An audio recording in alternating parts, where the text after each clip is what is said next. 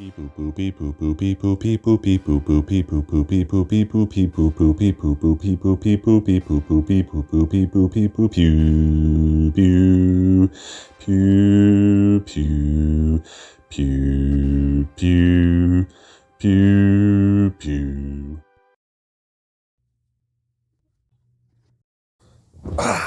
back to the channel. Convicted Cinephile Derek here. Today I'm here to do a ranking of all 12 Halloween franchise films. So I'm just gonna cut right to the chase because this might be a little long. Please like, share, and subscribe if you haven't already. I'll be doing more videos like this.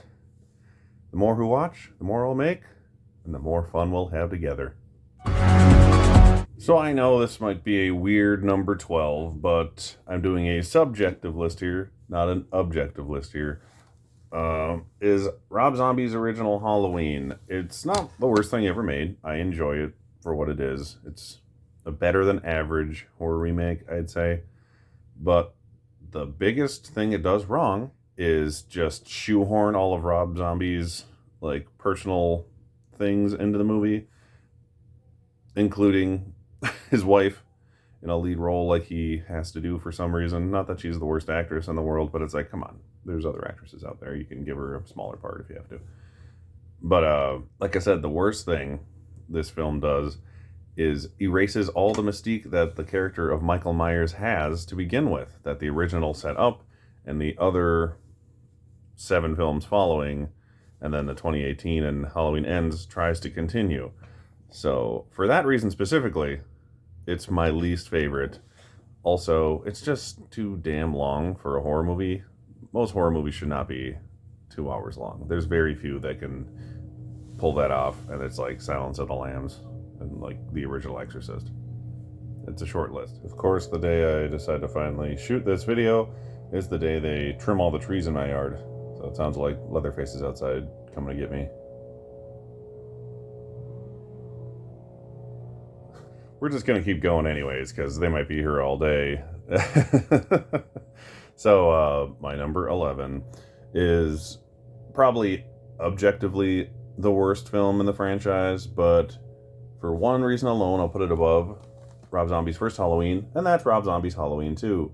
The only reason I would put this above his original is because it's so batshit crazy that it makes it at least interesting, or at least different. So it's worth watching basically just for that. And the character development throughout the 2 is interesting. It's a little more intense than the original 2 films, where Laurie is just kind of the same between the first 2. This one, she's been traumatized and it shows. And that's a little thing that he added in that is a little more realistic. But, you know, it's a Rob Zombie movie, so it's realistic with, you know, rednecks injected into it for essentially no reason. All right, now on to the 10 real Halloween movies after getting those out of the way. This is, you know, arguably the worst one in the franchise, but I have a sentimental spot for it in my heart because it was the first Michael Myers film, or Halloween film, obviously, that I was able to see in theaters because it came out when I was about 16 going on 17 years old, and that would be the all-time classic, Halloween Resurrections. Yeah, Resurrection. I can't read. But yeah, the, you know, best and worst thing about this movie is just how fucking stupid it is. And it has a different concept than all the other movies that came ahead of it.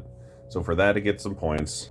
But other than that, it's essentially horrible. It undoes what would have been an amazing ending to the franchise with H2O. And then Busta Rhymes is in it, and he karate kicks Michael Myers, and he is, without a doubt, the greatest final girl of all time. All right, where am I? Number 9, right? So yeah, this one I like. It's fun. I like all of them, except for really the Rob Zombie ones. I'm just like, I'm never in the mood to watch them unless I'm doing a complete binge of the series.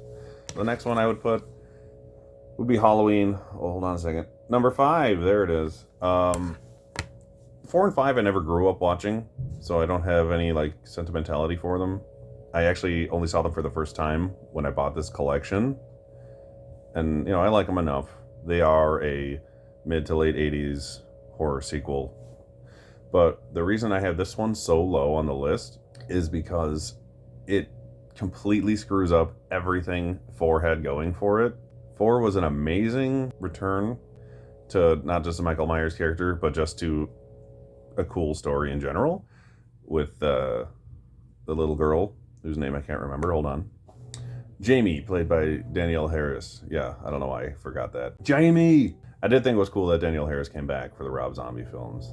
So it was nice to see her again in that, if even as a different character. But her character was great in number 4. And then all of a sudden in this one, it's like, oh, by the way, she's not crazy anymore.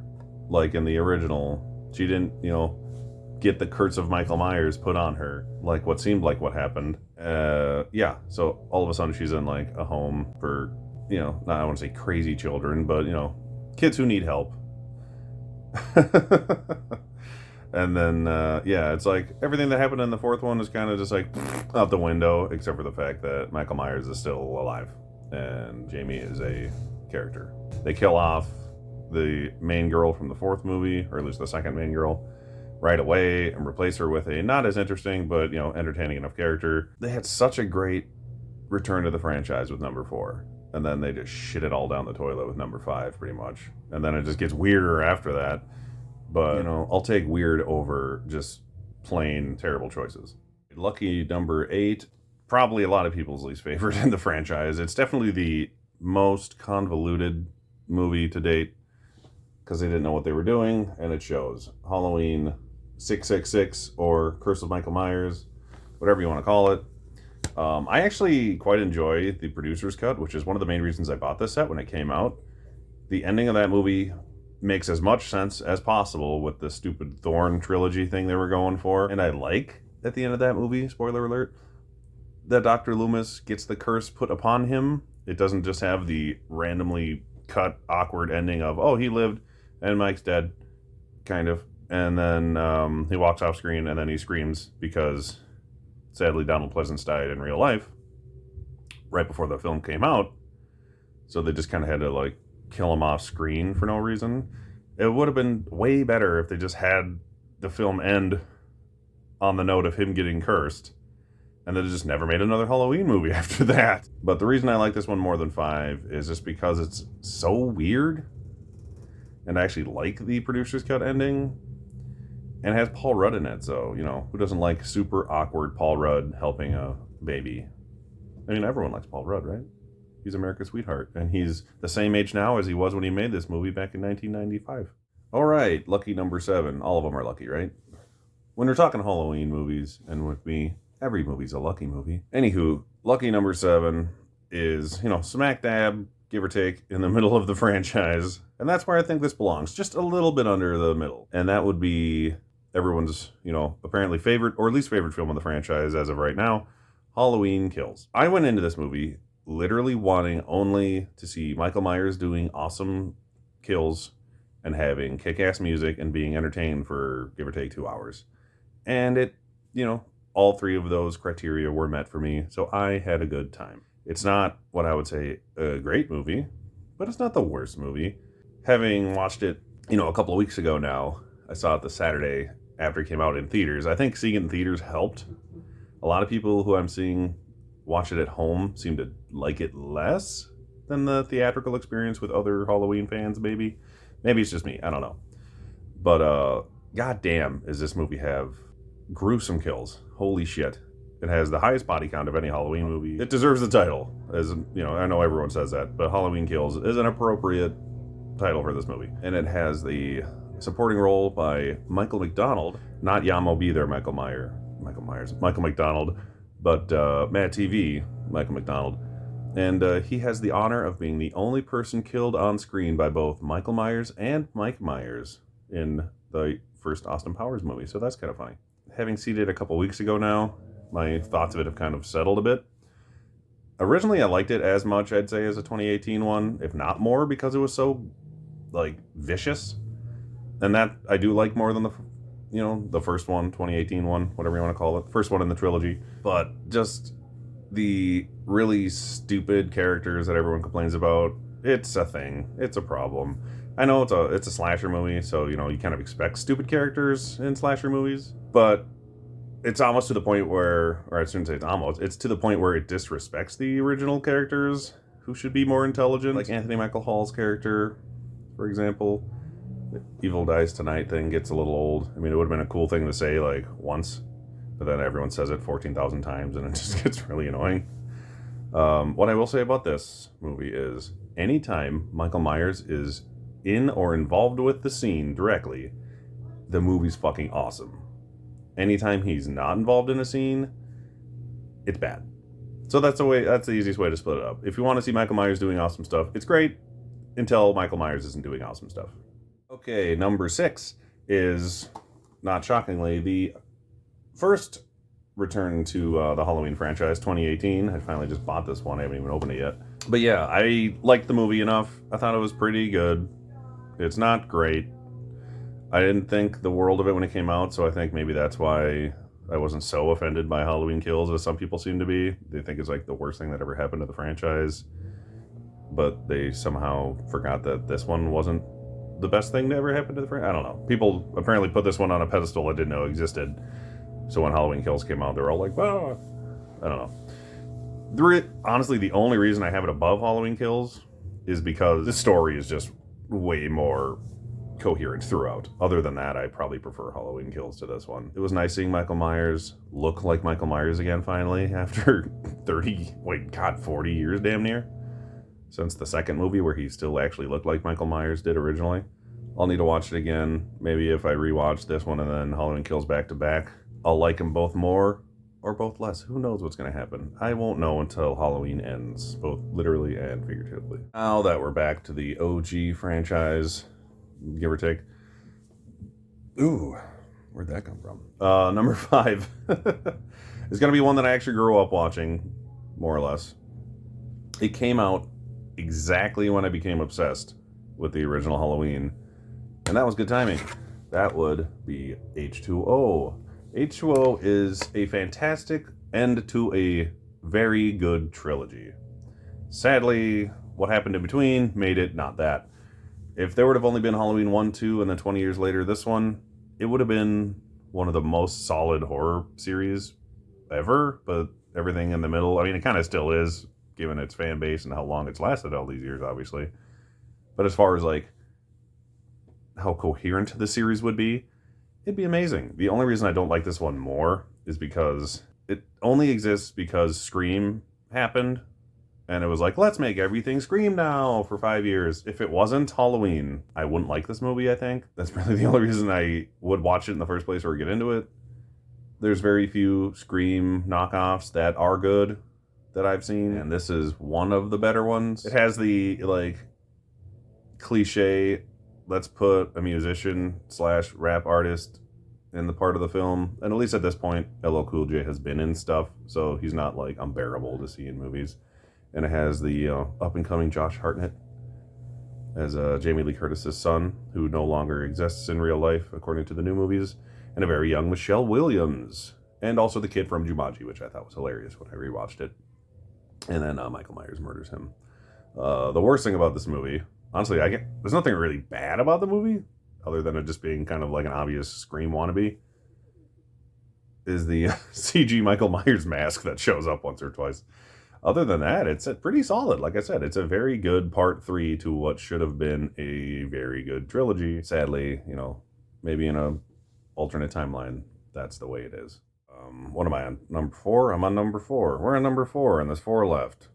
I wonder what 4 they're going to be, right? Anyways, it's number 4. Number 4 is number 4. Part 4, Halloween, which is kind of Halloween Part 3, if you don't want to count H2O as Part 3. Us Halloween fans know it's a thing. Anyways, this is the Return of Michael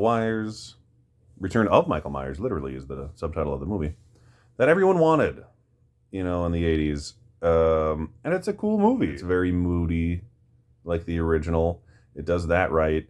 It introduces Jamie, who in this movie is a great character. Dr. Loomis is awesome in this film as well. Donald Pleasance, gotta love him. The worst thing about the movie is that, like, he literally explodes in the end of the second movie, and when they bring him back, it's like, my, like, cheek has a little bit of a burn on it, but I'm cool. And Michael Myers' eyes got shot out, but apparently he can see again. So, praise Jesus. The worst thing about this movie, besides, that absolute leap in logic there, is the fifth one, which just like screws this one up. This could have started an awesome new series of movies, not even a series of movies, but it could have been a good story to continue with the Curse of Michael Myers line they kind of wanted to go with, and then they just didn't, and then they kind of suddenly brought it back with part 6, and then nobody gave a shit by then because nobody explained it. They had 3 movies to explain what the hell was going on, and they tried to explain it all in part 6, and then they couldn't even release that version of the movie, and they fucked it up again. Halloween part 4, great return to form. The mask doesn't look as good. The mask on the case obviously is better than the mask in the movie, but shit happens, right? You can't always have a William Shatner mask painted white. It's, they're pretty expensive. Halloween 4, what can I say? Everyone likes it. You either like it or you hate it. And if you hate it, you probably don't like Halloween to begin with. This was tough. Picking this number 3 out. Number 3 being 3 on my rank. This is a movie that I've loved since the first time I saw it. Every time I watch the original, I immediately want to watch this one because it essentially is part of the same movie, Halloween 2. Part 2 is a fantastic continuation of the original film. I have nothing against it whatsoever. It's gorier, bloodier, a little more violent, a little more in your face than the original because that's the way slashers were going at the time, and having been made in the early 80s as opposed to the late 70s, that was the thing to do. But it's not egregious in any way, which is why it's still nice. And it has a kick-ass opening with the pumpkin skull thing.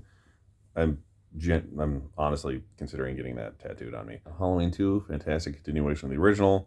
It could have ended there, and no one would have complained, because it has a very definitive ending that they just kind of explain away later. Very good ending. Could have been the ending to the entire series, but that's not the way it goes in the 80s, right? Halloween 3. Holy shit, this movie's awesome. Yes, it's not a Michael Myers movie, although he is in it on a TV in the background for a second. So in this movie, the Halloween films are movies. So this is real life, people. Halloween 3, Season of the Witch. I saw this when I was a kid, when I was obsessed with the first 2. I wanted to watch Halloween 3, of course. My mom warned me, you won't like it. It doesn't have Michael Myers in it. I was like, I still want to see it anyways. So I knew going into it, it didn't have Michael Myers. Like a lot of people saw it assuming Michael Myers would be in it and being pissed off he wasn't. I knew he wasn't in it. So I knew I was watching something different. I didn't like it as a kid. I just think I was kind of boring. I just didn't get into it. Whatever reason. It's not the kind of thing I was into at the time. But over the years, after having bought the set specifically, watching it, I've grown to love it more and more every time I see it. It is so different than obviously any of the Halloween films, but it's just a very unique movie on its own. It is one of the most 80s movies ever made, and I love it so much for it. The score is fantastic. It rivals the originals in quality, and it just has such an awesome, ridiculous, super 80s story of evil Halloween masks that murder children through old Irish folklore. It's great. What more do you want? But Tom Atkins is the 80s stud he always was. He's still kicking it. I love seeing him anytime I can. But I will say that Halloween 3 has one of my all-time favorite endings. Not just of a horror movie, but it has one of my all-time favorite endings ever. And that's saying something. Oh, I wonder what my number 1 could be. It's the original Halloween. It's one of my all-time favorite horror movies. One of my all-time favorite movies. I was obsessed with Halloween when I was in 7th grade. It was the last time I ever went trick-or-treating, and I went trick-or-treating as Michael Myers. I watched this almost daily, if not daily at the time. Seriously. Including the second one. Once I realized that existed and how it laid into the first one like it does. I used to watch these back-to-back constantly on VHS. I owned very few movies when I was a kid that were my movies. And it was The First Nightmare on Elm Street, the Evil Dead trilogy, Halloween 1 and 2. And then a handful of Chris Farley and Jim Carrey comedies. But that was pretty much it. Those are the movies I had, and I watched over and over and over and over and over. The original Halloween It's not the first slasher movie, but it is the movie that basically created the genre of the slasher, where it became like a thing that every movie did after that. Because before that, you had, Psycho, you could call a slasher. Black Christmas, which is amazing, came out a few years before Halloween.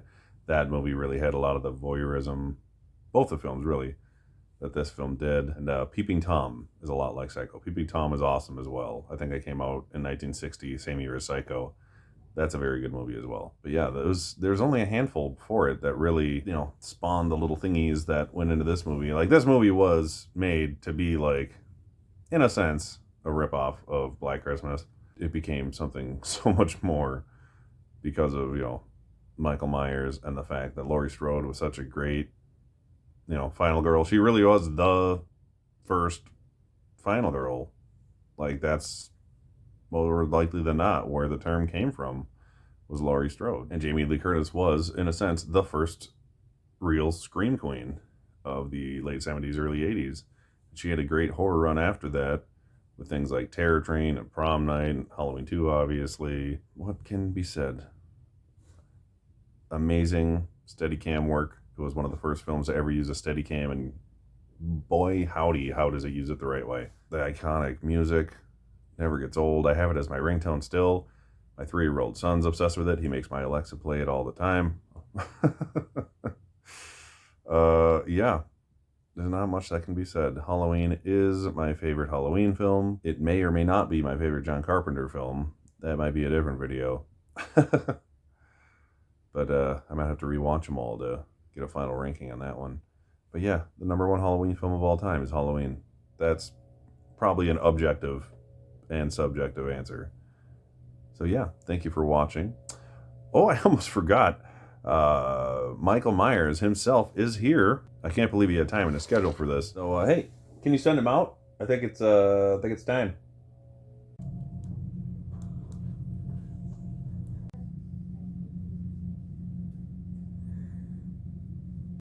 First of all, Michael, it is an honor to have you here with us today. Big fan. All the films are great, even the ones you're not in. I'm just like a little schoolboy. I'm so nervous here. We've seen the things you've done. We've seen what you're capable of. There is evidence of over 100 murders that you've committed. And I really only have one question for you, Michael. Mr. Myers, your silence will only incriminate you further. What do you have to say in your defense? No, Mr. Myers. Don't take your rage out on me. Mr. Myers, no!